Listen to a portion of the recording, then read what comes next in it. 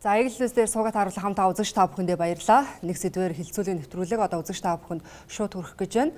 За өнөөдөр бид ярилцахаар студидтэй зочид ураад байна. Эхнээс нь та бүхэнд зочдоо танилцуулъя. За манай студид шинжилгээ ухаан технологийн их сургуулийн нийгэм хүмүүлгийн сургуулийн багш Бот Цэрэн. За мөн хүний эрхийн үндэсний комиссийн хүний хувийн мэдээлэл хамгаалах хэлтсийн дарга Ган Зориг. За мөн Монголын академийн захирал Баттулга гэсэн ийм хүмүүс ирсэн байна. Бид та бүхэнд өнөөдрөөс мэдээлэл хүргэх болно. Ингээд зочдоо бас өдрийн мэндийг хүргэе. Хүрэлцэн ирсэн маш их баярлалаа. Өдрийн мэндийг. За дөрвөлээ бас өнөөдөр маш чухал сэдвээр бас ярилцсан гэж би бас бодож байна. Юу гэхээр одоо ухаалаг утас ашиглаж байгаа хүн бүрл одоо дор хаяж 2-3 аппликейшн татаж магадгүй ашигладаг болоо гэж бодож байна. Тэгэхээр тухайн аппликейшнийг ашиглахдаа бид өөртөө хамааралтай өөрсдийнхөө маш олон мэдээллүүдийг бол дамжуулж өгч байдаг. Тэгэхээр яг энэ одоо ашиглаж байгаа энэ аппликейшнд өгж байгаа энэ мэдээлэл маань хэр найдвартай байна вэ? Миний мэдээллийг хэр сайн хадгалж байна вэ? 3 дахьч байдаг юм, 2 дахьч гэдэг юм, дараагийн этгээдэд дамжуулж байна уу те? Ер нь би одоо миний мэдээллийг нь авж байгаа энэ тухайн одоо аппликейшнийг ашиглаж байгаа байгууллага нь миний мэдээллийг хэр сайн аюулгүй байдлыг хангаж байна гэдгийг бас нэлээд харах нь чухал болов уу гэж бодож байна. Тэгээ эхлээд шинжилгээ ухаан технологийн их сургуулийн нийгэм хүмүүлгийн сургуулиас бас судалгаа хийсэн байсан. Тэгээ тэр судалгаа бас нэлээд сонирхолтой санагдчихсан. Тэгэхээр Бат Цэрэн багш эхлээд энэ судалгааныхаа талаар бас мэдээлэл өгөөе. Тэгээ таны судалгаан дээрээс үндэслээд бид бас мэдээлэл өгье гэж бодлоо. За манай шинжилгээ ухаан технологийн их сургууль нь бол угаасаа технологийн салбарт ялангуяа инженер мэргэжлүүдийг бэлэгддэг. Тэгээ энэ утгаараа бол тэр технологиудыг альва шинээр гарч байгаа технологиудыг хөгжүүлэх, за бүтээх, дээрэс нь түүний ашигтай холбоотой асуудлуудыг авч үздэг. Үүнтэйгээ холбоотойгоор бид нар Монголын Amnesty International болох хүний эрхийн байгууллага, за түүнтэй хамтраад бол оюутнуудтай хамтарсан судалгаа хийсэн. За энэ судалгааг бол тэр 2025 оны 5 дугаар сард бол хийсэн байгаа.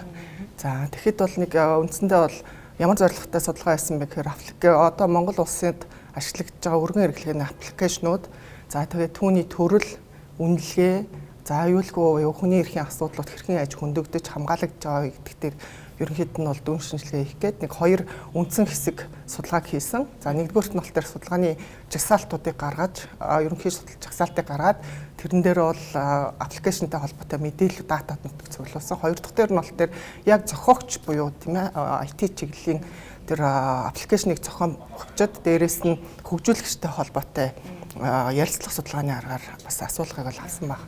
За үүний үр дүнд юу байсан бэхээр одоо Монгол улсад ер нь ашиглаж байгаа нийтдээ 77 аппликейшнийг бол бид нар чагсаасан. За тэрэн дээр бол нийтдээ ер нь дэлхийд бол нэг 16 төрлийн аппликейшнууд төрлөөр нь бол хувааж ангилт юм байлээ. За тэгвэл манайх бол ер нь 15 орчим нь бол нийтлэг бас хэрэглээнд бол нэвтрээ явж байгаа гэж үзсэн. За энэ 77-оосоо дахиад үнэлгээний үед аваад үзэхээр харьцангуй үнэлгээ нь бол тэр 3.5-аас дээш бол үнэлгээтэй эрхлэгчтэй үнэлгээтэй бол харагдчихсан нийтлэг. Хоёрдугаарт нь бол тэр яг ашигладаг хүний тоо хэмжээгээр нь аваад үзэхэд 70 орчим хувь нь нийт 77 аппликейшны 70 орчим хувь нь 500 мянгаас давсан хэрэглэгчтэй. Олон хэрэглэгчтэй. Тийм судалгаа. Тэгэхээр ер нь Монгол улсад аппликейшнуудыг одоо хэрэглээнд бол иргэд маань нэлээд одоо түлхүү бас эрчимтэйгээр ашигладаг гэсэн бас үр дүн харагдчихсан. За үүнтэй холбоотойгоор дахиад бас дотор нь 14 төрлийн 44 аппликейшн дээр бид нар дахиад яг стандартын нийцэл, эрх зүйн орчны эрх зүйн нийцлүүдийг бол бас авч үзсэн. За тэрэн дээр бол ер нь бол дүнгууд бол бас нэг тийм таата буюу бидний хүлээлтэнд бас төдийлөн бас нийтдээ үр дүнгууд бол гарахгүй байсан. Жишээлбэл хуур эрх зүйн нийцэл нь 100% бол байж чадахгүй. Тэгээ дээрэс нь манай дээр бол одоо аппликейшн дээр тавигдж байгаа шаардлага стандартууд нэг төдийлөн яг одоо батлагдаж гарч хэрэгдэж байгаа зүйл байхгүй учраас бид нар тэн дээр App Store, Google Store гэдэг юм тий тэгээд үзсэн. Тэгээд тэрэн дээрээс нийслүүдийг харахад ч гэсэн ер нь бол бас төдийлөн бас бүрэн хэмжээнд нийцэл болтон одоо таарах үр дүнгууд байгаа. Энэ аппликейшнийг одоо бүтээсэн хөгжүүлэгчтэй судалгаа авсан байсан шүү дээ. Тэгэхэд яг одоо жишээ нь магадгүй яг энэ бүтээсэн хөгжүүлсэн аппликейшн нь хүний одоо эрхтэй хүний эрхийг одоо хангаж чадахгүй эсвэл тэ хүний мэдээллийн аюулгүй байдлыг хангаж чадах хэсэгтэр одоо яг шинэ яг ямар хариултуудыг өгж байна. Өөрөөр хэлбэл тэр бүтээсэн хүн бол энийг найдвартай найдваргүй гэдэг бас сайн мэдж байгаа шүү дээ. Энэ дээр юу ямар хариулт вэ? За эдгээр үзүүлэлтүүдээс харахад бол бас л нийтдээ тэр 35 орчим яг энэ юг IT чиглэлийн веб аппликейшн бүтээгч хөгжүүлэгч инженерүүд хамрагдаад явж байгаа. Тэгт чинь тэрэн дээрээс 8 хүн нь бол шууд ямар ч одоо мэдээлэл аюулгүй байдал бол бас хангалттай биш эрсдэлтэй гэсэн үнэлгээ хийсэн. Ер нь бол нэг 70 хүрэхгүй хувь нь л мэдээлэл аюулгүй байдал тодорхой хэмжээнд хангагдж байна гэсэн үзүүлэлтийг бол дунд болон одоо сайн гэсэн үнэлгээ өгсөн. Тэгэхээр ерөнхийдөө бол бас төдийл нэг тийм амар одоо өндөр эрсдэлтэй хамгаалагдж чадчихин гэж бол үзэх боломжгүй. Тийм. Тэгээ олон улсын байгууллагын дүгнэлтээс аваад үзэхэд ч гэсэн кибер аюулгүй байдлын одоо индексээр аваад үзэхэд манайх ч одоо нийтдээ 193 улсаас 103-т ирмэлэгдэж байгаа тийм ээ. За тэгэхэд үзэхээр бид нар бол үндсэндээ бол бидний одоо иргэний хувийн мэдээллийн аюулгүй байдал нууцлын асуудал бол ер нь бас баг эмзэг гэж хэлж болохоор тийм төвшөнд байна гэж харах болно. Цаашаа анхаарал татсан энийг хөгжүүлсэн хүн өөрөө бас ингэж хэлэхээр бас жоохон нэлээд анхаарал татчихжээ л да. Одоо шиг хүний эрхийн үндэсний комисд яг энэ чиглэлээр те ингээд миний мэдээллийг ингээд аюулгүй байдлыг хангаж чадахгүй байна гэдэг байдлаар хандж байгаа тохиолдол ер нь хэрэг байдаг юм бол ирж байгаа одоо энэ гомдол дийлэх дотор хаваад үзэхэд ер нь тодорхой хувийг эзэлж байгаа тохиолдлууд байна уу? Ер нь ямар байдаг юм бэ? За яг хүний хувийн мэдээлэл хамгаалах тухай хууль 22 оны 5 сарын 1-ээс хойш хэрэгжиж ирснээс хойш бол 100 гаруй гомдол ирсэн байна. За яг өнөөдрийн байдлаар тэгээд 110 орчим гомдол байгаа шүү. За тэгэхээр энэ гомдлуудын дийлийнх нь бол одоо мэдээлэл хариуцагч байгууллагууд за мэдээлэл хариуцагч гэдэг маань ажил олгогч байгаа тухайн одоо байгууллагаар үйлчлүүлж байгаа иргэдэж бас байгаа. Тэгэхээр ингээд ер нь бол яг мэдээлэл хариуцагч байгууллага маань төр өөрөө бас мэдээлэл хариуцагч томоохон нэг хэсэг. За төрийн цуглуулсан мэдээлэл дээр тулгуурлаад мэдээлэл хариуцагч байгууллагууд байна. Одоо боловсрол, эрүүл мэнд тий санхүүгийнх харилцаа холбооны эрх гэдэг. Тэгээ ингээд энэ мэдээлэлээс салбарлаад төрөөс одоо үйлчлэгээ үзүүлж байгаа одоо энэ аппликейшн одоо энэ гэдэг юм уу тий хувийн мэдээллийг цуглуулж байгаа тэр бол хүний эрхийн үндэсний комиссэл зохиосны одоо хяналтуудаа тавиад хэрэгжүүлж байгаа. За хувийн одоо гэдгийг хэрэглээний одоо аппликейшн одоо гэдэг юм уу тий захин хандлтыг бол тухайн хүн өөрөө тухайн үйлчлэгийг авч тий өөрөө эзэн зөвшөөрж үйл ажиллагаа явуулж байгаа. За ягаад төр хувь гэж хоёр ангилаад байгаа юм гэхээр мэдээж хүний хувийн мэдээллийг хамгаалах хууль нь маань бол төр батлаад өгсөн. За үүний хуулийн хэрэгжилтэнд хяналт тавих одоо субъект бол мэдээж хүний эрхийн үндэсний комисс маань ингээд тавьж. Энэ зохисороо мэдээллийн эзний зөвшөөрлгүйгээр одоо цаашдаа мэдээлэл алдагдаж ийн үгүй юу гэдэг дээр анхаарал тавьж явж байгаа шүү. Тэгэхээр бид нар түрүүн салбарлаад ангилаад явж байгаагаараа бол за санхүүгийн салбар дээр ихтэл зээлийн мэдээллийн сан бол мэдээж санхүүгийн мэдээлэл, эмзэг мэдээлэлтэй ороо авчихна. Эрүүл мэндийн эмзэг мэдээлэлтэй те биометрик мэдээллүүдийг бол генетик мэдээллүүдийг ингээ агуулад явчихж байгаа. Тэгэхээр энэ мэдээлэл хариуцж байгаа байгууллагаар дамжуулаад тусгай зөвшөөрөл авч байгаа одоо хувийн эмчилгээхэн бай тийм ээ. Бас тэргээр үйлчлүүлж байгаа иргэд байна. За тэгэхээр хүний эрхийн үндэсний комиссоос бол мэдээж энэ дээр үнэлгээ хийж өгж байгаа. За мэдээж энэ үнэлгээнийг бол өөрсдөө үнэлгээ хийгээд за хүний эрхийн зөрчил эрсдэл гарч болох боломжтой тийм эрсдэл өндөр байгаа тохиолдолд комиссоос бол зөвлөмж өгөөд тухайн одоо эрсдлийг бол арилгаад явах. За тийм мөн зөрчил гарцсан тохиолдол шаардлага өгөөд ингэ явж байгаа. Зөрчил гарч болзошгүй тохиолдол бол зөвлөмж за гарсан тохиолдол бол ингэ шаардлага өгөөд явж байгаа. За иргэд маань бол бас өөрсдөө хувийн одоо мэдээлэл үнэлэх за би төрснөөс ахгуулаад одоо бүртлэх хугацааны бүхий л одоо өөрийн чинь эрүүл мэнд боловсрол одоо тий санхүүгийн мэдээллүүд бол таны өөрийн чинь өмч юм шүү. Өөрийнхөө өмчөөр мэдээллийн эзэн зөвшөөрлийн дагуу бол олох ёстой гэж. За тэр бусад одоо аппликейшн хөгжүүлэгч одоо хувийн хвшлийнхэн бол мэдээж эзнийхэн зөвшөөрлийн дагуу сайн дурын утсан дээр явж байгаа. За зарим тохиолдолд мэдээж дан системээр тий нэг удаагийн одоо код авч ингэж нэвтэрч үйлчлэх явж байгаа. Яг тэгвэл тэр дан системээр нэвтэрсэн зүйл маань өөрөө эргээд тэр мэдээлэл хариуцагч буюу хувийн үйлчлэгээ үзүүлж байгаа байгууллагууд бол хадгалагдаж үлдэхгүй байх.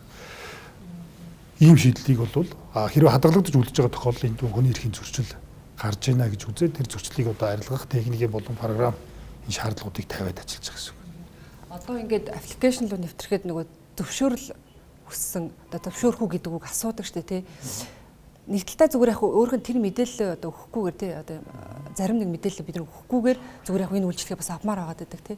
Зөвхөн зүгээр нэг зөвшөөрөл гэдэг тий зөвшөөрөл хүсэх гэдэг үгээр одоо ингэж одоо мэдээллийг авж байгаа нь өөр одоо хэрэг зохистой юм болоо нэг хүнд нэг арай өөр сонголт өгөх байдал нь нэг дутагдaltaй юм зүгээр харагдаад байна. Энэ дээр юу хэлэх вэ? За тухайн байгууллагаар үйлчлүүлэх гэж байгаа тохиолдолд мэдээж тэр мэдээллийн эзний зөвшөөрлийг авж байгаа нэг хэлбэр Тэр утгаараа бол иргэд маань өөрсдөө ингээ үйлчлүүлж байгаа тохиолдол бол бүрдээ дан системээр явж байгаа. За бусад одоо юу гэдэг яг тэр системээр хамаарахгүй явж байгаа одоо нөхцөлд бол бусад одоо засгийн газрын байгууллага гэдэг юм уу те хууль тогтоох хууль хэрэгжүүлж байгаа байгууллагууд маань хяналт тавиад зөрчил гарсан тохиолдолд тэрийг арилгаад явах одоо үндэслэл үүсдэг гэж. Тэрийг хэрвээ тэр одоо юу гэдэг цагдаагийн байгууллага гэдэг ч юм уу бусад тэр мэдээлэл хариуцж байгаа байгууллагууд нь тэр нөхцөлийг бүрдүүлээд байх юм бол тэрийг арилгах талаас нь бол хүний ихэнх хүмүүсээс зөвлөмжлөн шаардлагыг өгөө явж байгаа л гэж. Баттулга захирлаа одоо ИЕ Монголиа академи тийм ээ. За ИЕ Монголиа бол одоо төрийн хамгийн том баазур бидний баг бүх мэдээлэл ИЕ Монголиа дээр байна. Тэгэхээр одоо яг энэ аппликейшнээр тийм ээ магадгүй дамжуулаад өдөртөө хэрэглэгчтэй үед ер нь хандлт нь яг ямар хуу байдгийг тий. За энэ дээрээс одоо иргэдэд нөгөө авч байгаа мэдээллийн үед ер нь ямар байдгийг энэ талаар та нэг үзэгчдэд мэдээлэх өгөхгүй юу? За ИЕ Монгол платформ бол мобайл портал гэсэн юм хоёр хэлбэрээр явдаг. ИЕ Монгол дээр одоо иргэдийн бүх мэдээлэл байдаг гэдэг ийм нийтлэг ойлголт бол иргэдэд байдаг. Тэгэхээр энэ бол ИЕ Монгол дээр ямар ч иргэдийн мэдээлэл байдгүй үүсдэггүй. Нийтийн мэдээллийн ил тул байдлын тухай хуулиар мэдээлэл хариуцагч гэдэг ойлголт байдаг. Өөрөөр хэлэх юм бол яг тухайн иргэдийн мэдээллийг одоо үүсгэж байж байгаа төрийн байгууллагууд улсын бүртгэл, татвар, нийгмийн даатгал гэдэг эдгээр байгууллагуудаас бид нэр хор системээр дамжуулаад иргэний зөвшөөрлөөр мэдээллийг авуулаад дараагийн одоо аппликейшн үед юм бусад системүүд рүү дамжуулж байгаа ийм процесс явдаг. Энэ дээр бол мэдээж одоо олон улсын стандарт нууцлал аюулгүй байдлыг хангасан техникийн шийдэл байдаг. Нөгөө талдаа мэдээлэл хүлээж авч байгаа одоо аппликейшн байх юм аж ахуйн нэгжтэй цаана надад нэг аж ахуйн нэгж байна. Энэ бол хуулиараа мэдээлэл хариуцагч болж одоо явдаг. Эдгээр байгууллагууд маань иргэдийн мэдээллийг хүлээж аваад шаардлагатай мэдээллүүдийг авах үүрэгтэй шаардлагагүй мэдээллүүдийг одоо хадгалах одоо ийм үүрэггүй те иргэнээс өөрөөс нь зөвшөөрлийг авах хэрэгтэй. Эргээд бид нар таны энэ мэдээллийг энэ байгууллагт энэ системд таны зөвшөөрлөөр дамжууллаа шүү гэдгийг бас мэдэгдэж байгаа. За ИЕ Монгол системийн хувьд бол яг энэ процесс явдаг. Манай систем бол нийтдээ нэг 2.1 сая хэрэглэгчтэй. Үндсэндээ нийт насанд хүрсэн иргэдийн бараг 90% энэ системд бүртгэлтэй. Өдөрт дунджаар нэг сард дунджаар 800 орчим мянган хэрэглэгч тогтмол өөрчлөлдөг. Одоо хам ИЕ Монгол системээр гэсэн. Энэ системээр дамжуулаад ямар мэдээллийг ер нь түлхүү иргэдэд татаж сонирхож байна? Нийгмийн даатгал, иргэний өмчлөлийн лавлага, оршин суугийн хаягийн тодорхойлт гэдэг юм уу. ИЕ Монгол систем дээр бол үйлчилгээнүүд бол нэг шаталтай, хоёр шаталтай гэдэг үйлчилгээнүүд байдаг. За ИЕ Монгол мобилийн хувьд бол нийт 2.1 сая хэрэглэгчдийн одоо 85% нь бол мобилийн хэрэглэгч. Үлдсэн 13% нь порталаар одоо вебсайтаар орж үйлчлэг авдаг ийм хэрэглэгч байдаг. Дунд нь нөгөө ИЕ Монгол чи ингээд мэдээллийг тухайн байгууллага хариуцагч байгууллагаас нь татаж дамжуулж байгаа нэг систем байгаад байгаа шүү дээ. Тэгэхээр тэр дундах одоо дамжуулж байгаа процесс дундаа нөгөө аюулгүй байдлыг хангах нь яг хаана яг хариуцаж яадаг гэсэн. Одоо магадгүй иргэний бүртгэлтэй холбоотой нэг мэдээлэл ч юм уу те алдаглаа гэж үзэх юм бол жишээ нь танаа дээр хариуцлага нь явт юм эсвэл иргэний бүртгэл өөрсдөө энийг хариуцах хэрэгтэй гэдэг юм шиг танахаар дамжуулаад алдаглаа гэж үзэх юм яад юм ер нь энэ дээр дамжуул. Яг энийг нөгөө юугаар хүний хувийн мэдээлэл хамгаалах тухай хуулиар нэлээд сайн зохицуулсан байдаг. Мэдээллийг одоо алдах юм бол энэ байгууллага ингэж хариуцлага хүлээнэ гэсэн. Хуулийн дээр бол мэдээлэл хариуцагч өөрөө мэдээллийн үнэн зөв бүрэн бүтэн байдлыг хариуцна гэж. Тэгэхээр өөрөөр хэлэх юм бол тухайн төрлийн байгууллагаас бид нар иргэний хүсэлтийн дагуу мэдээллийг аваад нөгөө байгууллага руу дамжуулж байгаа. Энэ дамжуулах процессыг бол бид нар одоо яг түрүүний хэлсэн нийтийн мэдээллийн хуулиар зохицуулсан төрийн мэдээлэл солилцооны хур систем буюу нууцлал аюулгүй байдлын стандарт шаардлага хангасан энэ системээр дамжуулж байгаа. Манай системийн хувьд бол яг иргэний нөгөө лавлгаа тодорхойлтын төвшөнд бид нар дамжуулаад хүргэхдээ тэрийг одоо нөгөө хүчнтэй хугацааны хувьд буюу тухайн лавлгаа 45-35 хоногт хүчнтэй хугацаанд нь бид нар эргэж үн зөв байдлыг шалгах үүднээс бол яг лавлгаа тодорхойлтын хувьд бол хүчнтэй хугацаанд нь хадгалдаг. Тэгээд энэ хүчнтэй хугацаа дуусангууд энэ автоматар юм устддаг юм шийдлэр авдаг. Одоо ингээд за зээлийн аппликейшн байна тий. За зээлийн аппликейшн бол яалтчгүй банкнаас одоо онлайнаар ч юм уу зээл авах гэж байгаа учраас тэр хүн ямар хүн бэ гэдгийг тодорхойлох одоо бүх мэдээллийг дан системээр дамжуулаад авах нь нэг талдаа бас зөв тийм ээ. Онлайнаар бид гэрээ байгуулах гэж байгаа учраас за одоо бусад хувийн аппликейшнуд байгаад байна тий. Тэн дээр одоо жишээ нь магадгүй үнэхээр бид нэр инвесторээ заавал өгөх ёстой юу тий. За утасны дугаараар ч юм уу мэйлэрээ бүртгүүлж болох юм дээр жишээ нь одоо аав ээжийн холбоотой утасны дугаар гэдэг юм уу инвестор байдаг юм уу зураг байдаг юм уу иймэрхүү мэдээллийг шаардаад байдаг л та. Энэ одоо ер нь өөрөө хүний одоо энэ хувь мэдээллийг заавал одоо авах хэрэгтэй юу? Энэ дээр одоо яг та бүхний бас нэг байр суурь илэрхийлж шүү. Ер нь судалгаан дээр иймэрхүү юм харагдчихсэн Батцэрэн багш эхлээд ганц зэрэг та бас өөртөө санал өгсөйг. Ер нь эрх зүйн орчин хийгээд стандартын орчинд тавигдах шаардлагууд дотор бол тухайн одоо аппликейшнийг ашиглагтай холбоотой хэрэгтэй буюу тодорхой мэдээллийг л шаардах ёстой гэсэн нэг тийм санаа орж ирдэг. Тэгэхээр үнэхээр тэр аппликейшнийг ашиглахад тэр хүний тийм ээ одоо наас хөөс одоо юу гэдэг эсвэл зарим магадгүй эмзэг дата мэдээллүүд хэрэгтэй гэж үзсэн тохиолдолд зорилго нь тодорхой. Яагаад энэ мэдээлэл шаардлагатай гэдэг нь зорилго нь тодорхой байх хэрэгтэй байдаг. Тэрнээс мэдээллийг тухайн хүнд одоо тэр мэдээлэл өгнө үү гэхээсээ илүүтэйгээр ийм учраас гэдэг нэг шаардлагууд нь тавигдчихэдэг. Тэгсэн тохиолдолд бол авах одоо бас боломжтой гэж үздэг. Гол мэдээллийг нь бас магадгүй бүртгүүлэхдээ харах нь шүү дээ, тий. Зорилго нь яг ямар ч жишээлбэл зээлийн аппликейшн байлаа гэхэд таны зээлзэх чадварыг тогтоохын тулд одоо ийм үзүүлэлтүүд хэрэгтэй ч гэдэг юм тий. Тийм шаардлагуудаа тавьсан бол энэнийг гаргахын тулд би энэ мэдээллийг өгөх шаардлагатай учраас өгөх юм байна гэдэг нь ингээд тодорхой байхгүй. Тэрнээс тодорхойгүй хэд их датагаар ачаална гэдэг нь бол өөрөө нөгөө эрсдлээ дахиад өндөр болгох тийм нөхцлүүд үүсгэж байгаа. За энэ дээр бол ер нь хамгийн бага мэдээллийг цуглуулж яах вэ гэдгийг бас анхаарч үзэх хэрэгтэй гэсэн үг. За хамгийн эхлээд одоо юу гэдгийг нэр одоо утасны дугаар ч юм уу тий. За үүнээс цааш мэдээлэл шаардж байгаа нөхцөл бол за одоо тухайн байршлыг заах ч юм уу тий. За маршрутыг заах ч юм уу. Эдгээр нь байна өөрсдөө хүний эрхийн эрсдэл дагуулж ийнэг үү гэдэг. Тэгээд тухайн одоо хүн хаагуур одоо ямар ажил албатай тий хаана одоо зорчоод явж байгааг бол ер нь бол хязгаарлах хэрэгтэй гэсэн үг. За энэ эдгээрийг бол яагаад хязгаарлаж байгаа мэдээллийн эзэн бас зөвшөөрж бас болно тий.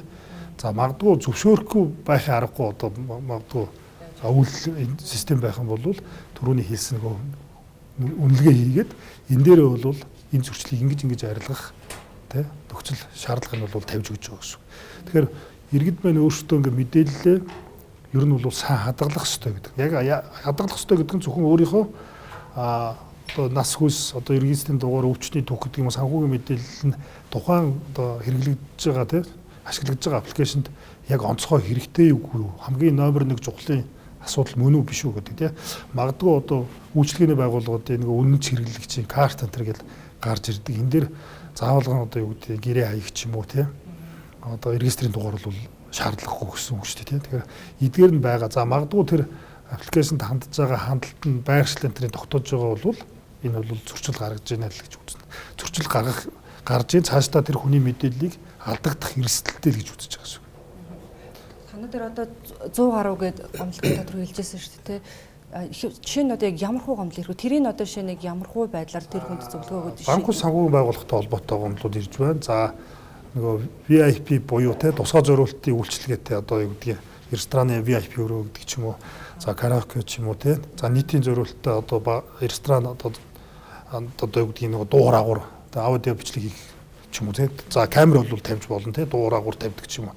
За иймэрхүү эрсдлүүд нөхцлүүд бол гарч байгаа. За мөн сошиалоор одоо юу гэдгийг хин нэгний зургийг одоо тий хулгай ямар нэгэн гэмт хэргийн одоо с ิจ гтэн зөрчил гаргасан мэтээр тавьж байгаа ийм зүйлүүд бол ирж байгаа. За тэгээд зээлийн одоо юу гэдгийг аппликейшн дээр бол 3 дахь этгээдэд мэдээллийн задруулах за тухайн одоо ажиллаж байгаа албан байгууллага тий байгууллага руу явуулах за зарим одоо юу гэдгийг менежер дарга гэх юм одоо тий албаагчдынхаа одоо өрөөнд камер байршуулах гэдэг ч юм уу. Энэ иймэрхүү зэргийн зөрчлүүд бол гарч байгаа.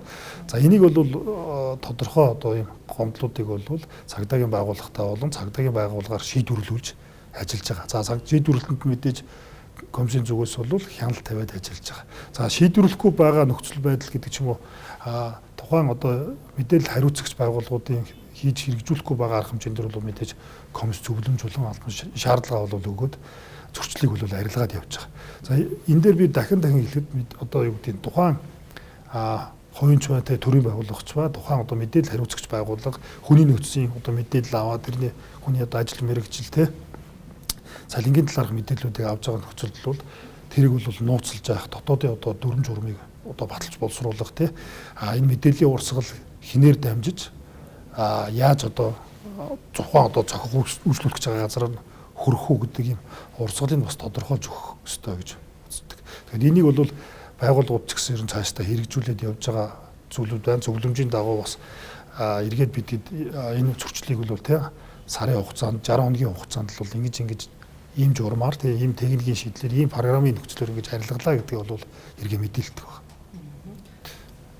Бодлоо бидний түрүүний ярьсан сэдв дээр та нэг өөрийнхөө саналыг хэлээ. Яг нийт хүний хувийн мэдээлэл хамгаалах тухай хуулийн дээр орсон бас нэг том дэвшил давуу тал бол хүн өөрийнхөө мэдээллийн хяналт тавих, зөвшөөрөл өгөх, дээрээс нь устгуулах юм боломжийг бий болгож өгсөн. Өөрөөр хэлэх юм бол миний одоо энэ нэмзэг мэдээллийн байгууллагт байна. Энийг би устгуулъя гэдэг ийм хүсэлтийг гаргах боломжтой болсон. За аппликейшн болон системүүд ер нь үхэн үйлчлэгээ үзүүлэхдээ түрүүний хэлснээр маш тодорхой байх хэрэгтэй. Яг ийм зорилгоор таны энэ мэдээллийг авч ашиглах гэж байна гэдгээ маш тодорхой одоо дүүжлүүлэгчтэй зарлаад зөвшөөрлийг авдаг байх хэрэгтэй. Ихэнх системүүд дээр бол ер нь иргэний одоо өөрийнхөө хүсэлтээр л бүх одоо мэдээлүүд нь очиж байгаа. Тэгэхээр иргэн өөрөө энэ дээр хяналт тавиад магадгүй одоо энэ систем надад үйлчлэгээ үзүүлэхийн тулд надаас одоо шаардлагагүй зээл авахд шаардлагагүй юм сервисүүдийг хүсэж байна гэх юм бол энийг холбогдох байгууллагуудад нь гомдол гаргаад шийдвэрлүүлэх бас боломжтой. Тэгэхээр өөрөөр хэлэх юм бол зээл авахд таны энэ онооны систем хэрэгтэй байна гэх юм бол би зөвхөн тэр сервисээ дамжуулдаг боломжуудыг тухайн системүүд бас өөрсдөө хийж өгч явах шаардлагатай байна.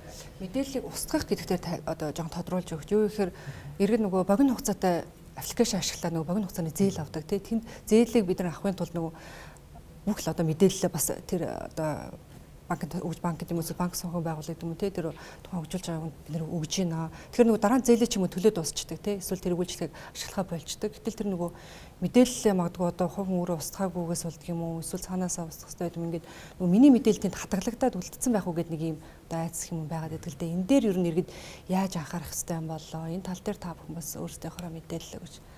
За энэ дээр бол мэдээлэлээ устгасан эсрэг талаар өөртөө бас мэдээж тэр хэрэглэгч болцсон юм чинь мэдээлэлээ үзээд устгаагүй нөхцөл бол тухайн байгууллагатай өгч болно. Хэрэв устгахгүй цаашдаа хадгалагдаад байна тий ийм одоо шийдэлтэй байна гэж үзэх юм бол зохих ёсны байгууллагуудаар нь тий гомдол гаргаад шийдвэрлүүлээд явах боломжтой гэсэн. Тэгэхээр хүний хувийн мэдээлэл хамгаалах хууль дээр хуулийн чинь бас нэг давуу эрх нь өөрсдөө мэдээллийг зөвшөөрлөөр өгнө. Гэхдээ устгах эрх нь ч гэсэн өөрсдөд нь байгаа. Гэхдээ тухайн үйлчлэгээ үзүүлж байгаа байгууллага бол тэр устгах зохицуултыг бас одоо техникийн шийдэлтэйч тэр програм одоо хангамжийнхаа шийдэлтэйч гэсэн оруулж өгч явах хэрэгтэй. Энийг хэрвээ оруулж өгөөгүй бол бас мэдээж түрүүн хэлсэн нэг өхний эрхийн нэг өмсгийн үнэлгээн дээр бол энэ шийдлийг бол хийж өгөөч гэдгийг бол шаардлага тавьдаг гэсэн. Тэгээ санал нэг байна. Тэгээд ер нь бол хүний одоо миний эмзэг мэдээлэл агуулгаж байна. Магадгүй тухайн системүүд, аппликейшнүүд өөрсдийн үйлчлэгээний нөхцөлтөө бас энийг нэлээд сайн тодорхой тусгаж өгөх юм шиг санагддаг. Өөрөөр хэлэх юм бол би тухайн үед үйлчлэгээ авлаа. Дахиад би энэ үйлчлэгийг авахгүй энэ системийг ашиглахгүй гэж байгаа бол мэдээлэл устгуулах хүсэлтэд тэр хүн бас илэрхийлдэг, тэрийг аваад шийдвэрлэдэг байхын боломжийг бас гаргаж өгөх хэрэгтэй гэж үзэж байгаа. За нөгөө систем аппликейшнүүд бол түрүүн хэлсэн хуулиараа мэдээлэл хариуцагч болж байгаа.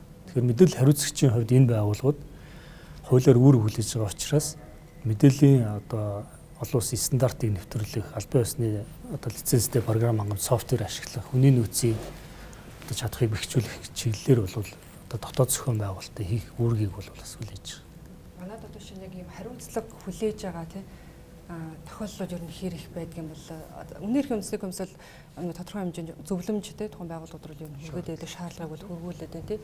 Яг нөгөө хариуцлага тооцдог механизм, хариуцлагын тогтолцоо нөрөө хэр сайн байгаа юм бол тийм яг хариуцлага тооцож байгаа яг хүний хувийн мэдээлэл хамгаалах хууль дээр бол цагдаагийн байгууллага одоо зөрчил шалган шийдвэрлэх тухай хуулийн харьяаллын дагуу зөрчлийн хуулийг одоо хариуцлага оногдуулж байгаа.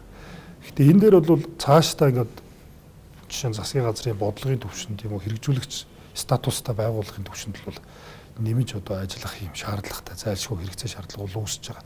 Яг л тухайн мэдээлэл хариуцагч байгууллагт хувь иргэн тий миний мэдээллийг ингээд мэдээлэл хариуцагч байгууллагатаа гомдол өгөх нөхцөл боломжоор хангах ёстой. Ийм гомдол ирээд зөрчлийг арилгасан тохиол жил болон хүний эрхийн үндэсний комиссд оны эхний 1-р сард багтаа нэрвүүлэх юм үүргийг бол хүний хувийн мэдээлэл хамгаалах хуулиар ирүүлсэн. За энэ дээр бол бид нар бол тусгай зөвшөөрөл эзэмшигч юу олгож байгаа байгууллагаар нь дамжуулаад дөрвөн төрлийн одоо дөрвөн салбараас л одоо харилцаа холбоо эрүүл мэнд боловсрол санхүү гэсэн дөрвөн салбараас л зөрчлийн гомдол мэдээллийг бол авж байгаа. За зөрчил гаргасан гомдол одоо яг нөгөө мэдээлэл хариуцагч байгууллага ирсэн тохиолдолд бидэрт ийм мэдээлэл ирсэн, бид нар энэ зөрчлийг бол ингэж арилгасан. Одоо дотоод дүрм журам тий одоо зээл олголтын гэдэг юм одоо тэр эрүүл мэндийн үйлчлэгээ авах гэж байгаа дүрм журмаараа бид нар энийг ингэж зөрчлийг арилгасан. Цаашдаа ийм зөрчил гарахгүй байх талаас нь одоо ийм одоо үйл ажиллагаануудаар анхаараа явж гин гэдэг ч юм уу. Ийм байдлаар бол одоо бидэрт л мэдээлэл өгөөд явах хэрэгтэй. За энэ мэдээллийг гомдол мэдээллийг бас хвчлэн хувийн хвчлийн байгууллагууд одоо мэдээллүүдийг аваад ингэ явж байгаад энэ мэдээллийг бол одоо энэ сарын дуусаад одоо мэдээллийг нэгтгэгээд бас тайлан статистик мэдээлэл гарах байх. Тэгэхээр энэ дээр бол боловсролын байгууллага эрүүл мэндийн гэдгийг бид нэр тусаа мэдээлэл хариуцагч буюу нөгөө мэдээлэл хариуцагч нарт одоо тусгай шүрэл өгдөг яам дуудаар нь болон зохицуулах хороогоор нь дамжуулаад мэдээллийг авч байгаа гэсэн үг. Энийг хяндаг, хэрэгжүүлдэг бас нэг юм хэрэгжүүлэгч статустай байгууллагын түвшний одоо байгууллага байх ёстой гэсэн үзэж байгаа. Тэгээ энэ бол тэрэн дээрээ бол тэгж хүний эрхийн үндэсний комиссоос бол хяналт тавиад ажиллаж байна гэсэн үг. Одоо үйлчилгээний байгууллага гэдэг юм уу эсвэл банк санхүүгийн байгууллагч байдаг юм уу те ингээд бүхэл төрлийн аппликейшн ба штэ. Тэр аппликейшн дээр бид нэр одоо за тодорхой хэмжээнд утасны дугаараа ч юм уу хийгээд ингээд бүртгүүлчлээ гэж бодоход дараа нь тэрийг чинь ашиглахаа болсон хойно тухайн байгууллагаас тийм эсвэл өөр одоо хаанаас мэддэггүй ингээд тухайн бүтээгдэхүүн үйлчлэгээтэй холбоотой мессеж одоо шинэ ингээд иргэдэд ихээр идэл л та. Тэгэхээр миний дугаарыг энэ хаанаас аваад энэ мессеж ирээд байна гэдээ иргэд гайхаад байдаг л дээ. Энэ яг юутай холбоотой байдаг. За зарим нэг нь ялчгүй магадгүй үнэхээр тухайн үйлчлэгийг аваад ч юм уу тэр байгууллагт миний дугаар хадгалагдсан байлаа гэж бодё тий. Тэгэл тэрийг нөгөө иргэн бас заавал устгуулах хэрэгтэй болж таарад байна тий. Эсвэл тэр хүн заавал тэгж тэрийг одоо ашиглахаа болчиход хад мессеж явуулаад байна гэдэг чинь бас нэг төвхтэй бас байгаад байна шүү дээ тий. Яг хоо гар утасны дугаараа одоо өөр хүнээс худалдаад авсан ч юм уу эсвэл эзэмшигчээс авсан тохиол тухайн хүний автомашин ч юм уу зээлтэй холбоотой асуудлууд ирдэг надад ч ирдэг. Тэгэхээр энэ бол тухайн мэдээллийг тухайн иргэн өөрөө устгуулаагүй өнгөрсөн байна. Тухайн одоо мэдээлэл хариуцж байгаа байгууллагууд бол мэдээллийн одоо нэгтлэх юм уу солих арга хэмжээ аваагүй л байна гэж үздэг. Ингэсэн тохиолдолд яг би зүгээр хувь иргэнийхээ хувьд бол жишээ нь одоо төөрөгцсөн ч юм уу те бичигдсэн тохиолдол бол энэ миний нэр дээр байдаг ийм байгаа ийм хүн хариуцдаггүй байгаа шүү гэдгийг бол хэлээд мэдээлэл хэлэхэд л бол устгаж байгаа. Тэгээд тэрийг бол мэдээлэл хариуцж байгаа ялангуяа төрийн байгууллагууд бол хийгдээд явж байгаа. Тэр мессеж ирээд байгаа нөхцөл төр бол харилцаа холбооны зохицуулах хороотойгоо хамтран бидгээд сая өнгөрсөн хонд л үргэлж боны аппаратуудаас зөвхөн энэ чиглэлээр биш өргөн хүрээнд л бас асуулга авч хяналт тавьж ажилласан. Тэгэхээр энэ дээр бол бидний зөв одоо шинэ үйлчлэгээ зөвхөн бид нар чинь зөвхөн харилцаа холбооныхоо мэдээллийг авах зорилгоор ашиглаж байгаа болохоос биш харилцааны болон маркетингийн ч юм уу тийм мэдээлэл аваагүй гэдгийг бол бусад байгууллагууд хараахгүй байх, өгөхгүй байх үүргийг бол өөрсдөө журмаараа ч хүлээсэн байдаг. Тусгай шүүрлийнхаа одоо нөхцөл шаардлагаараа ч гэсэн ингээд зөвшөөрөөд үйл ажиллагаа явуулж байгаа.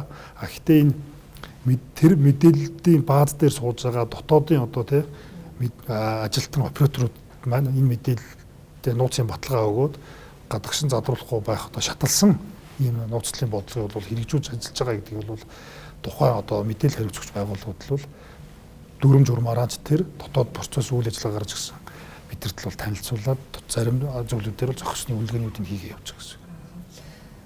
Зарим багш танаа одоо нэг судалгаан дээр жишээ нь хувийн болоод төрийн энэ одоо аппликейшн хөгжүүлэгч нарыг хамрагдсан байсан шүү дээ. Энэ судалгаагаа та бас нэг дэлгэрүүлж өгөхгүй ер нь хамрагдахад одоо тэ тухайн аппликейшнуудын аюулгүй байдлаас ер нь ямар үнэлэлт өгч ирсэн бэ? Ер нь бол аппликейшнуудад одоо хэрэглэгдэж байгаа өргөн хэрэглээнд ашиглагдаж байгаа аппликейшнуудын бол дийлэнх нь бол хувийн хвшлийн аппликейшнууд байгаа. За тэгээд ерэн дотроос ялангуяа түрүүн хэллээ банк санхүүгийн байгууллагууд гэдэг ирэнгүүт шууд төрөөс төр дүүгдсэн байгаа зарим нэг мэдээллүүдийг бас тийм ээ татах ашиглах ийм эрх бүхий байж идэг. Гэтэл бас нэг талаас манайд үнэндээ одоо аппликейшнууд дээр эрсдлийн үнэлгээ хийгдэж яг одоо хэрэглэгчдэд хэрэглээнд гарахад тэр нь үнэхээр тохирсон хэсэгтэр яг эрсдлийн үнэлгээ хийсэн.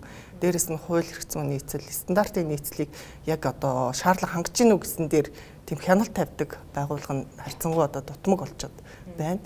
Энэ утгаараа л бол ерөөсөө л нөгөө төрч байна, ховын өвшилж байна, саяын хэлсэн тийм нөгөө тийм байгууллага хэлтээс байх хэрэгтэй байна. Нэгдүгээрт нь, хоёрдугаарт нь бүртгүүлжүүлэх буюу регистр үүсгэх хэрэгтэй байна. Тэгснээрээ эргээд нөгөө хариуцлагыг ямар субъект хариуцлага хүлээх юм бэ гэдэг нь тодорхой болно гэсэн үг.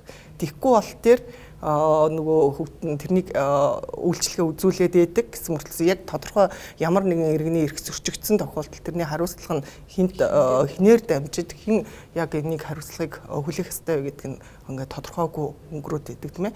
За магадгүй төрийн үйлчлэгээ үзүүлж байгаа аппликейшнуудын хувьд бол тодорхой зохиог төвшөнд төрийн байгууллагад хандаж болно. Тэгтэл нөгөө хувийн хэвшилийн аппликейшнуудад бол тэр хувьдгийн хэвшилт нь үзүүлдэг тэр нь хэрвээ асуудлыг шийдвэрлэхгүй бол яах вэ? Тэгвэл тэгэл одоо хүний эрхийн байгууллага руу хандхаас өөр аргагүй болж тийм цагдаагийн байгууллага руу ч юм хандна. Гэтэл одоо жишээ нь магадгүй Apple Store дээр хийгдэж байгаа аппликейшн гэвэл шууд ингээ эрсдлийн үнэлгээнүүдийг хийдэг тий.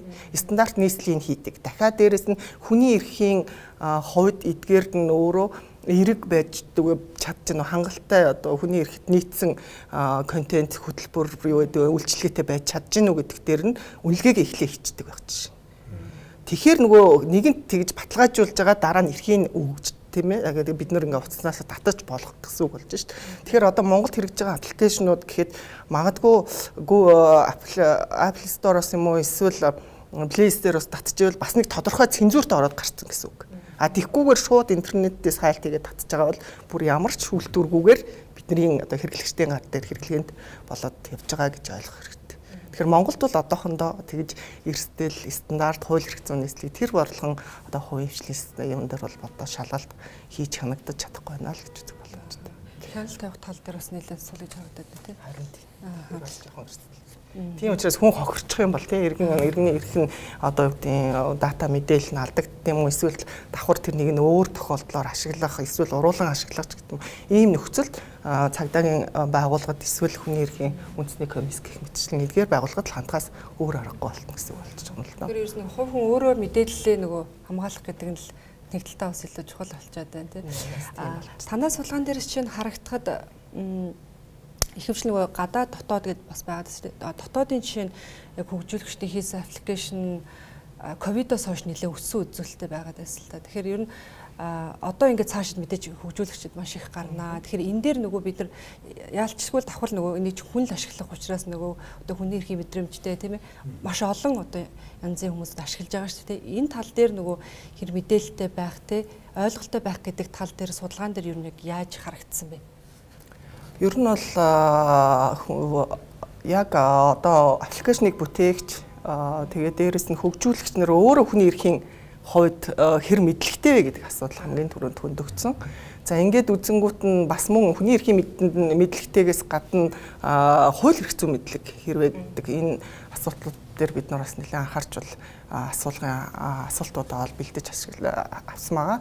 Тэгээд зэрэг судалгаанаас харахад бол яг хүний эрхийн одоо сургалтанд хамрагдсан юм тэрний талаар одоо өөр уншиж судалсан гэдэг нь бол маш бага үзэлт буюу нийт оролцогчид тийм ээ хөгжүүлэгчний маань 30% ерөөсөө л хүний эрхийн тодорхой хэмжээний мэдлэгтэй тодорхой хэмжээний сургалтанд бол хамрагдаж ирсэн гэдэг. За тэгээд тэрийн байгаа тохиолдолд бид нэр давтан үргэлж ингээд тэрнийгээ сайжруулалт хийгээд мэдээллүүдийг аваа явж идэх гэсэн гэвэл бүр одоо юу гэдэг учир тутагтай болох юм шүү дээ тий. Тэгээд дээрэс нь одоо хувийн нууцлалын хуультай холбоотой хүртэл та хэр сайн мэдэж гинвэ гэхэд чинь 70% л энэ хуулийн талаар мэдлэгтэй гэж хариулж байгаа. Тэгэхээр үлдсэн нь тэгвэл ерөөсөө хуулийн ямар нэгэн байдлаар тий ялангуяа энэ мэрэгжил буюу хийж байгаа ажилтнуудтайгаа холбоотойгоор энэ хуулийн агуулгыг бол бүрэн одоо судлааг байна л гэсэн бас нэг үзүүлэлт харж байгаа. Ингээл эрэнгүүт ер нь бол яг Монголд өнөөдөр бас л нөгөө хувийн мэдээлэл алдагдах эсвэл хувь хүний эрхтэй холбоотой ямар нэгэн эмзэг дата мэдээллүүд аппликейшнд дамжуулагдах юм хадгалагдах юм устгахдахгүй тариа төрний хэлсэн шиг дахин ашиглагдах юм те эсвэл магадгүй өөр зорилгоор тэрнийг хэрэглэгэнд хэрэглэгдэх юм уу тийм бол хувилбарууд одоо ер нь бас л эрсдэлтэй болгож байна. Тэгээ ер нь судалгааны үр дүнд бид нар юу харсан гэхээр нэгдүгээрт бид нар хөгжүүлэгч нарыгаа дээрээс нь бүтээгч нар дээрээ хүний эрхийн дээрээс нь хууль эрх зүйн мэдлэгтэй болгоход бас анхаарах хэрэгтэй юм байна. Хоёрдугаарт нь нөгөө талд нь одоо бүх юм шийдэгдэг байгаа учраас хэрэглэгчид бас өөрийнхөө аюулгүй байдлыг хангаж чадах бидлэгтэй болох хэрэгтэй юм байна. Яагаад гэд ирэнгүүт үнэхээр энэ аппликейшнуудыг хэн хэрэгжилж ийн гэхээр магадгүй залуучууд их хэрэгжилж байна тий. Тэгэхээр тэд нар бол илүү одоо үгдэн тэрэндээ анхааралтай хандахгүй юм бол танд үргэлж хажуудч бас эрсдлүүд ингээд хаалгачнуудад гэдэг шиг тий байж одоо дайшуул гэдгийг л бас дахин илмээр сэрэмжлүүлнэ санагч. Батуулга захиралтай зур Батцэрэг багшийн хэлсэн дээр нэг тодруулж өгөөч. Ер нь та өөрийнхөө байр суурийг хэлээч. Ер нь яг хөө мэдээллийн аюулгүй байдлаа хангах те энэ тал дээр ер нь бид яаж чих хэвээр бас энэ аппликейшн хөгжүүлэгч нар бас нэлээд ярьж байна шүү дээ те. Нэрхийн мэдрэмжтэй л дээ. Кибер аюулгүй байдлын эрсдэл бол ер нь хүний хүчин зүйлээс шалтгаалсан эрсдэл бол бас нэлээд өндөр хувьтай байдаг. Энэ нөгөө талаас энэ хэлж байгаа хөгжүүлэгчийн асуудал байна, хайхрамжгүй асуудал байна. Нөгөө талдаа хэрэглэгчийн өөрийнхөө асуудал. Наадсах нь одоо өөрийнхөө мэдээлэлд өөрөө эзэн байх те. Ер нь явж байгаа нөгөө дижитал литерасийн асуудал бас хөндөгддөг. Тэгээд Монгол улсаас 2022 оны 5 сарын 1-ээс одоо мэдээлэл технологийн салбарын 4 хуулийн төсөл батлагдсан. Үүний нэг нь бол кибер аюулгүй байдлын тухай хууль. Кибер аюулгүй байдлын тухай хуулиар Монгол улс бол яг энэ кибер аюулгүй байдлын тогтолцоог бол одоо өгсраад ажиллаад явж байна. Өөрөөр хэлэх юм бол онц чухал мэдээллийн дэд үтстэй төрийн хвшлийн байгууллага, хувийн хвшлийн байгууллагууд гэдгээр ангилагдаад явж байгаа гэсэн. Жишээлх юм бол одоо ийм Монгол бол төрийн онц чухал мэдээллийн дэд үстэй байгууллага. Тэгэхээр энэ чиглэлээрээ бол бид нар жил тутам эрсдлийн үнэлгээ аудит хийх үүрэгтэй. Дээрээс нь бол бас холбогдох байгууллагуудад тайлан төлөөх үүрэгтэй. Энийхэн дагуу олон улсын стандартуудыг нэвтрүүлэх үүрэгтэй. Дэд бүтцээ хэвийн найдвартай ажиллагаа стандарт хангасан газар байршуулах үүрэгтэй. Гэх мэтчлэн үүргийг бол хүлээдэг. Хувийн хвшил талдаа бас яг энэ шаардлагуудыг бас хангаад явдаг. Тэгээд ер нь бол бас энэ кибер аюулгүй байдлын тогтолцооны дагуу бол эрсдлийн үнэлгээ хийдэг энэ байгууллагууд бол бас нэлээдгүй гарч ирсэн. Тэгээ хуулиараа аливаа байгууллагууд одоо 2 жилд нэг удаа, жилд нэг удаа эрсдлийн үнэлгээ аудит хийлгэхийг бол ингээ хуульчилж өгсөн байдаг. Тэгэхээр энэгээр бол бас кибер аюулгүй байдлын эрсдлийг бол тодорхой хэмжээнд хааж байгаа гэж үзэж байгаа. Гэхдээ хүний хүчин зүйлээс шалтгаалсан энэ кибер аюулгүй байдлын занл хийл бол одоо нэлээд өндөр хувьтай байдаг. Бид рүү ярианда дутуу ойлгоснгүй зүгээр мэдээлэл нөгөө алдагдлаа гэж бид яриаддаг те. Тэр нь зүгээр одоо шинэ тухайн нөгөө дамжуулж байгаа байгууллагад нь алдагдаад идэм үү эсвэл жишээ нь танаа дээрээс магадгүй ингээд систем нь ямар нэг байдлаар алдагдаад идэм яг юу гэж ойлгох вэ нэг л. Мэдээлэл алдагдаж байгаа гэдэг нь мэдээлэл одоо энэ чинь нэг юм 3 шаталтай процесс явагдаад байгаа. Нэгдүгürt мэдээллийг эзэмшиж байгаа төрийн байгууллага. Дунд нь дамжуулж байгаа байгууллага. Энийг хүлээж аваад одоо мэдээлэл хариуцж байгаа хувийн хвшил юм уу төрийн байгууллага одоо хүн хуулийн этгээд гэж томьёолоод байгаа хуулиараа те. Энэ байгууллага ийм процесс байна. Тэгэхээр яг энэ дээр аль шатанд нь бас алдагдах эрсдлүүд бол байгаа. Мэдээж энийг бол бид нар хүний нөөц одоо стандарт дүрм журам одоо технологийн шийдлэр бол хааж байгаа. Бидний хувьд бол одоо хор төрийн мэдээлэл солилцооны систем. Өмнө төрийн байгууллагууд хоорондоо мэдээлэл солилцохтой юм ямар нэг стандарт байхгүй одоо янз янзын байдлаар мэдээлэл солилцдог байсан. Тэгэхээр энэ хор систем гарч ирснээр бол төрийн байгууллагууд хоорондоо нэгдсэн стандартаар хоёр талдаа шифрлэгдээд одоо төрийн тусаа нэгдсэн сүлжээр мэдээлэл солилцдог юм боломж бий болсон. Тэгэхээр эндээс бол одоо мэдээлэл алдагдах эрсдлийг бол маш өндөр түвшинд таасан гэж үзэж байгаа. Нөгөө талдаа цахим орчинд энэ сервисүүдийг иргэнийг таних системийг бол бас цахим хөгжлийн яамнаас санаачлаад ийсэн талил нэвтрэлтийн нэгдсэн систем буюу дан систем гэдэг системээр иргэнийг таньдаг ийм процесс явж байгаа. Тэгэхээр энэ чиглэлд бол бас эрсдлүүд бас харцсангүй гайгүй. Нөгөө талдаа мэдээлэл хариуцж байгаа хүлээж авч байгаа байгууллагуудаас их төрөнд дурддагцсан тийм мэдээллийн одоо шаардлагагүй мэдээллүүдийг аваад байна. Өөр бусад байгууллагуудад амжуулаад байна гэдэг. Энэ бол хүний хувийн мэдээллийг авахдаа маш тодорхой зорилгоор авах хэрэгтэй. Гурд этгээд дамжуулахгүй байх хэрэгтэй. Өөр зорилгоор ашиглахгүй байх хэрэгтэй гэдэг энэ заалтуудаа бас хангалттай төдийлөн мөрдөхгүй юм асуудлууд бас байдаг. За дундын системээ одоо ийм Монгол системийн хувьд бол дунд нь ингээд дамжуулж байгаа хувьд бол бас бидний хувьд алдаа дутгал байх юм бол дор засаад ингээд явж байгаа. Аль шатндаа бас мэдээлэл алдагдах эрсдэл гарч болно. Гэхдээ энийг бол бас бүх төвшөндөө хаагаад кибер аюулгүй байдлын тогтолцооныхоо хувьд шатны арга хэмжээнүүдээ аваад явдаг. Манай одоо яг энэ ашиглаж байгаа энэ систем чинь олон улсын жишгтээ ер нь хэр нийцсэн гадны улс орн ч гэсэн мэдээллийг иймэрхүү байдлаар дамжуулах ер нь яаж юм? Энэ бол яг нөгөө мэдээлэл дамжуулах протоколууд бол олон улсын стандартаар протоколлогдсон байдаг те. Сервис дамжуулах протокол, вебээр дамжуулах протокол гэдэг энэ жишгийн дагуу бол бид нар хийгдсэн. Дээрээс нь хөгжүүлж байгаа системүүд дээр ийм Монгол академи бол олон улсын стандартуудыг нэвтрүүлсэн. Өөрөөр хэлбэл 9000 нэгүслэгийн стандартыг чанарын удирдлагын тогтолцоо. За мэдээллийн аюулгүй удирдлагын тогтолцоо 2701. За мөн бид нар хөгжүүлж байгаа системүүдтэй нөгөө кодын төвшин шалгах одоо GitLab гэдэг юм уу энэ систем дээр бас яг энэ стандартаа оруулж ирээд хөгжүүлсэн кодууд маань одоо алдаа дутагдлын стандарттай нийцэж гинүү гэдэг чинь илэр бол бас ингээд шалгалтууд хийгдээд явдаг. Ингээд production болоо гарахад сүүлийн шатандаа бас мөн олон улсын одоо App Store, Play Store дээр бас тодорхой хэмжээний шалгуурууд явагддаг. Тэгэхээр энд бол харьцангуй бас стандарт юмнууд яваад харьцангуй гайгүй. 2012 оноос хойш одоо дотооддоо бид нар аппликейшн их хөгжүүлж байна. Аппликейшн хөгжүүлэгчдийн тоо нэмэгдсэн байна. За түрүүний судалгаан дээр жишээ нь 100,000-аас дээш хэрэглэгчтэй одоо аппликейшн бараг бас ихэнх хувийг эзэлж байна. Ер нь хүмүүс ингээд аппликейшн бол бүхий л төрлөөр их ашиглаад байна. Тэгэхээр одоо бид нар яах вэ гэдэг юм бас аяг чухал байгаа тийм. За түрүү бид нар ингээд яриагаа ер нь сонслоо. За энэ нэг талаа харах юм бол бас хууль эрх зүйн орчин хэдийгээр яг ингээд хүний хувийн мэдээллийн хамгаалах хуулиар ингээд зохицуулаад за сайн талууд байгаа хэдэг чи дахиад бид цааш анхаарах асуудлууд байна гэж яриад л да. Тэгэхээр энэ дээр одоо илүү төвлөрч ярих гэж бодоод байна. За юу вэ гэхээр за нэгэнтээ одоо ингээд асуудлуудыг бид нэр ярьж эхэлж байна. За эхний ээлжинд бол яг энэ хөгжүүлэгчд маань нэг талдаа бас хүний эрхийн мэдрэмжтэй байх хэрэгтэй юм байна. За одоо хэн хариуцах вэ те хэрвээ энд ингээд нэг хүний миний мэдээлэл алдагдчихлаа. Тэрийг одоо өөр байдлаар дамжуулчлаа.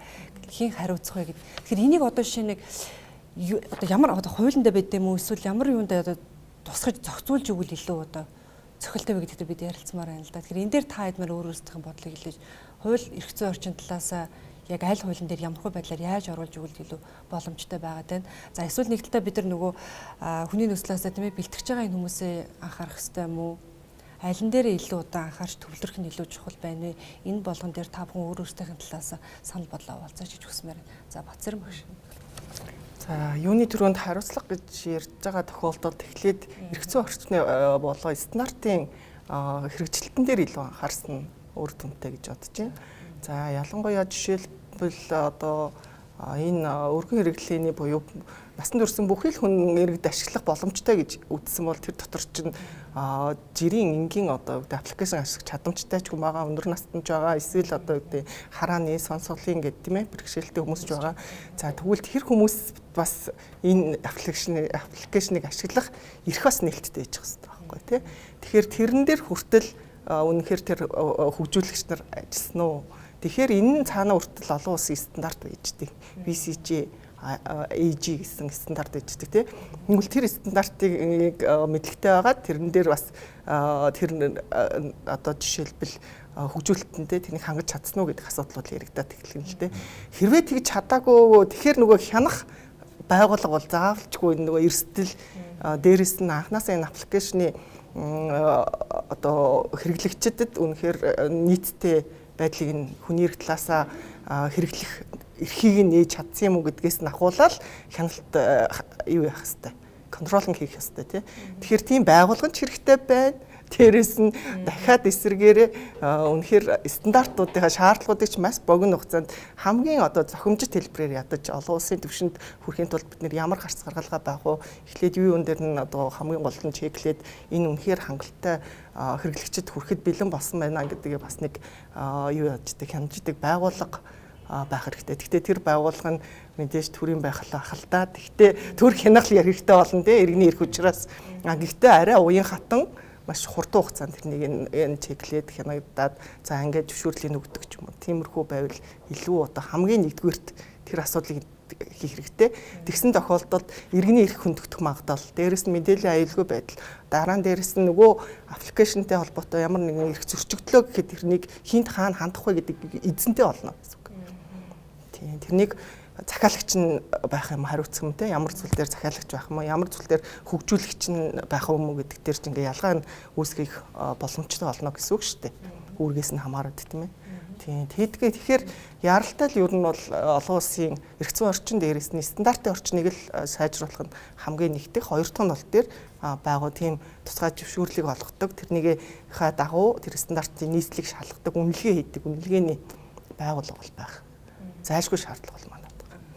Болов захирлаа та одоо шинэ ийм Монгол бол 2.1 сая хэрэглэгч ашиглаж байгаа гэж байна те бүхий л одоо насны бүхий л одоо хүмүүс яг үнэ бүрэн дүүрээ ашиглаж чадж гэнэ үү гэдэг дээр юм. саяны юун дээр нэмээд хэлэхэд ер нь хүний хувийн мэдээлэл хамгаалах хуулийн дээр бол бас нэлээд нарийн зохицуулт орсон байдаг. Өөрөөр хэлэх юм бол хүний мэдээллийг ямар байгууллага ашиглахын, ямар нь мэдээлэл хариуцагчийн, ямар нь дамжуулагчийн, ямар нь мэдээлэл ашиглагчийн гэдгийг зохицуулж өгөөд хэрвээ ямар нэгэн байдлаар мэдээлэл алдагдсан болвол хуулийн ийм зүйл заалттай гэдэг нь бол хуулийн дээр байгаа. Үүнийг дагсан бас дүрм журмууд байдаг. Эннийхэн дагуу аль түвшиндөө мэдээлэл алдагдсан байна гэдгээс бол шалтгаалаад хуулийн хариуцлагууд бол байдаг. Энэ Монгол системийн хувьд бол 2.1 сая хэрэглэгчтэй таны дөрөв асуулт үлээ. Одоо шиг хөвшин залуу янз бүрийн хүмүүст зориулсан байдлаар асуудал тийм. Ер нь бол яг бид нар ингээд систем хөгжүүлэхдээ ингээд түлхүү одоо кодондоо анхаарал явцдаг юм сул талууд бол өмнө байсан. Гэтэл эн чинь аюулгүй байдал гэдэг юм параллел нь явж байгаа хэвээр. Нөгөө талдаа хүртээмжийн асуудал бас байх хэвээр тийм.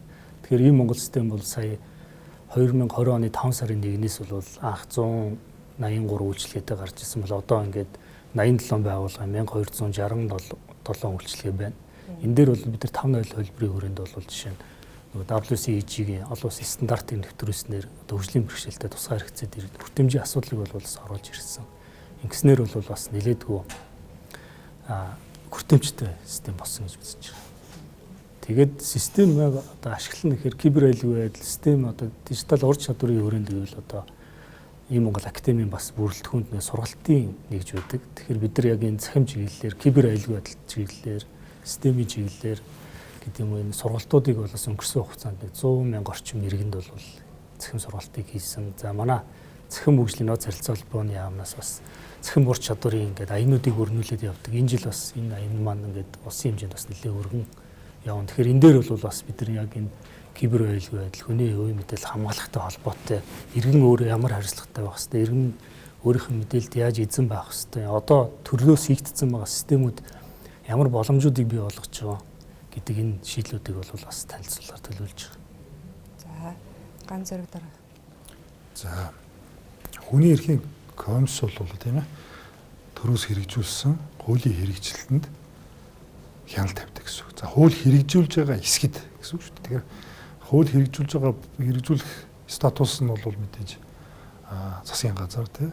За, хүний эрхийн комисс бол хөндлөнгийн хяналт тавьж байгаа байгууллага. За, одоо бол яг энэ хүний эрхийн хувийн мэдээлэл хамгаалах хэлтсийн хагийн пунктээр бол ер нь ерөөхдөө одоогийн байдлаар бол хэрэгжүүлэгч болон хяналтын гэсэн хоёрыг зэрэгцүүлээд одоо хэрэглэгдээд явж байна. Гэхдээ цаашдаа мэдээж хэрэгжүүлэгч байгууллага, статустай байгууллага бол цаашдаа бий болоод явах бах. За энэ бол мэдээж тушин мөнгө одоо тийм хуулийн хэрэгжилтийг хангахтай холбоотой зохицуулт маань бол хуульд нэмэлт өөрчлөлтүүд ороод ингэ явах бах. Тэгэхээр улс орон даяар хууль хэрэгжүүлж ажиллах тийм хуулийн биелэлтэнд хяналт тавьж ажиллах байгууллага бол засгийн газрын байгууллага. Тэгэхээр энэ байгууллагуудын үйл ажиллагаа хэрхэн хэрэгжиж байгаа, уялдаа холбоо нь хэрхэн хангаж байгаа тал дээр бол хүний эрхийн комиссоос хяналт тавиад зөрчиж байгаа тохиолдолд гэдэг юм уу эсвэл энэ хуулийн хэрэгжилт хангалтгүй байгаа тул судалгаа болон тийм гомдлын одоо мөрөөр авч хэрэгжүүлж байгаа дээр тулгуурлан одоо судалгаа за мөн хуулийн хэрэгжилтийг хангаж ажиллах талаарх саналыг болон зөвлөмжийг болуулъя. За мөн жил болгон улсын хурал одоо илтгэл болгож хүний эрхийн комиссоос бол оруулдаг. Тэгээд энэ хэрэгжилтэндээ л бол мэдээж хяналт тавьж ажиллана. За заашгүй бол сая хэлж байгаагаар бол энэ захим ур чадвартай холбоотой хэрэглэгч өөрөө бас мэдээллийн үн зөв оруулахгүй байх ч юм уу эсвэл мэдээлэл одоо өөрөө ашиглаж чадахгүй байх, өөрөө захим ур чадварынхаа мэдлэг тутамгаас бол мэдээлэл алдах ч юм уу ийм тохиолдлууд гарч байгаа. Энэ дээр бол мэдээж хариуцж байгаа байгууллагууд нь бол тодорхой сургалтуудаа хийгээд арга хэмжээг аваад явчихж байгаа. Тэгэхээр энэ цаашдаа ийм хяналтын одоо механизмыг хэрэгжүүлдэг, хэрэгжилтэнд хяналт тавьдаг байгууллага. За энэ хуулийн хэрэгжилт нь энэ зүйл нь энэ заалт нь зөв зохистой, хүртээмжтэй яг зохисны одоо эрсдлийг одоо хамгаалж чадж байгааг уу гэдэг дээр бол комиссийн зүгээс хяналт тавиад энэ талаараа бол улсын хуралд өргөн барьж одоо юу гэдэг тогтоол хэлбэрээр гаргаж засгийн газрын байгууллагууд өргөжүүлдэг ийм л зохицуулттай. Яг одоо энэ зохицуултынхаа хүрээнд л мэдээлэл ингээ хийгдээ явж байгаа. За 11 төрлийн одоо хүний хувийн мэдээлэлтэй холбоотой 11 төрлийн судалгааны ажил хийгдээ дууссан. За энэ бол удахгүй олон нийтэд хэвлэгдээд гарна. За энэ дээрээс л маш зорчих хэрэгтэй холбоотой цагдаагийн мэдээллийн сантай холбоотой буюу ийм Монгол одоо юу гэдэг одоо мэдээлэл нийлүүлдэг мэдээлэл хариуцагч байгууллагуудын асуудлаар хийгдсэн судалгааны ажлууд бол тухайн одоо салбараараа гараад ер нь бол энэ оны одоо ихний улирал багтааж одоо олон нийтийн хүртэл болох байгаа. Энэ гол ажлыг бас одоо энэ аппликейшн хөгжүүлж байгаа ч тэр одоо энэ хүний хоёрын мэдээллийг цуглуулж байгаа байгууллагууд бол бас анхааралтай уншиж тийм ээ судлаж бас үйл ажиллагаанд нэвтрүүлж ажиллавал илүү үр дүнтэй бас зүй зохистой өөртөө бас гэмтэргийн зөрчил гаргахчийн одоо тийм хийж ийн гэж мэдэхгүй одоо магадгүй технологи ямар нэгэн шийдээс болоод өөрсдийн одоо мэдлэг тутам бас дутуу одоо ажиллагааны улмаас тийм өөрөө зөрчил гаргахч магадгүй одоо бүр хүндрээд явах юм бол эрүүг хариуцлага хүлээлгэх тийм бусдын мэдээллийг бусдын одоо юу тагнах чагнах гэдэг ч юм эсвэл магадгүй бусдын мэдээллийг гуравдагчдгээд тийм өөрийнх нь зөвшөөрлөгөө задруулах гэдэг энэ эрсдлээс л ерөөсөө цаашдаа хамгаарч мэдээж хуул зөрчиж байгаа болон зөрчил гаргаагүй байсан ч гэсэн энэ иргэдэд бүгдөөрэнд нь хамааралтай. Зөрчил гаргах гэдгийг хойноос ч л хүний эрх гэдэг зүйл байх ёстой. Энэ хүн ч гэсэн бас тодорхой хувийн орон зай халдшгүй эрхтэй ар гэрийн одоо нууцс болоод энэ эрхээ хамгаалуулж үүрэгтэй байдаг. Тэгэхээр цаашдаа бол энэ судалгааны тайланг бол зөвхөн одоо иргэд хууль тогтоогч нар яг адил төвшөнд уншиж ойлгох нь бол хэрэглээний явцад өөрсдөө бас тодорхой хэмжээний соёлыг бий агуулад явах. Тэгээд энэ хэрэглээндээ нэвтрүүлэх ийм бүрэн боломжтой л байна. За, хэдүүлээ хүмүүс ярилцах цаг өндөрлж байна. За, өнөөдөр бид студидтэй шинжилгээ ухааны технологийн их сургуулийн нийгэм хүмүүлгийн сургуулийн багш Батцэрэн, за мөн хүнийхээ үндэсний комиссийн хүний хувийн мэдээлэл хамгаалах хэлтсийн дараа Ган Зориг, за ийм Монгол академийн захирал Батулга гэсэн ийм хүмүүстэй хамтдаа ярилцаж та бүхэндээс мэдээллийг хүргэлээ. Ингээд хүрэлцээрсэн зочтой маш их баярлалаа. Ажлын амжилт хүсье. За баярлалаа. За баярлалаа тань. Үзэгчдээ энэ хүрээд нэг сэдвээр ярилцсан нэвтрүүлэг өндөрлөж байна. Анхаарлаа хандуулж хамт байсан та бүхэнд баярлалаа.